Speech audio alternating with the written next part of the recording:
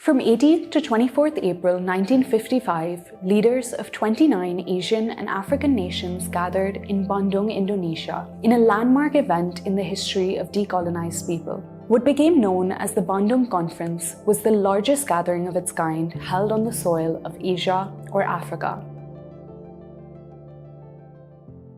The conference took place against the backdrop of the Cold War and at a time when the post-war movement for national liberation in Asia, Africa, and Latin America was vigorously surging forward. Bandung, for many states, represented the belief in an alternate way of just global governance, which would lead to greater social and economic development for previously colonized peoples, and would counter colonialism in all its forms. The Bandung Conference gave rise to the non-aligned movement and the concept of the Third World or the Global South. The result of the 1955 Asian-African Conference in Bandung, known as the 10 Principles of Bandung, was a political statement containing the basic principles that would guide the efforts of developing countries to promote peace and cooperation in the world. These principles are worth recalling now. First, respect for fundamental human rights and for the purposes and principles of the Charter of the United Nations. Second, respect for the sovereignty and territorial integrity of all nations. Third, recognition of the equality of all races and the equality of all nations, large and small. Fourth, abstention from intervention or interference in the internal affairs of another country. Fifth,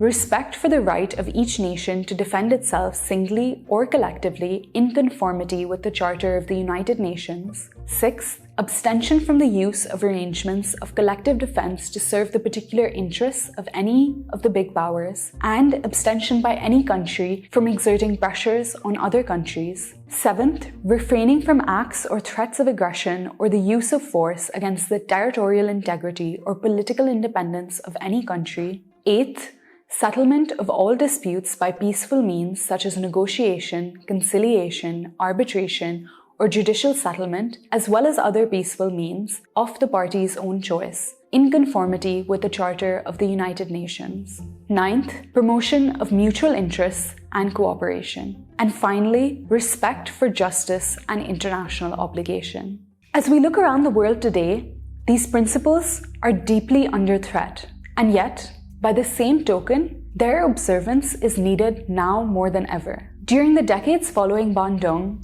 as decolonization progressed, friction among the conference's members also increased, and the concept of Asian-African solidarity became less and less meaningful. On its 70th anniversary, it's important to assess Bandung's relevance to today's international order. To what extent is the Bandung spirit alive today?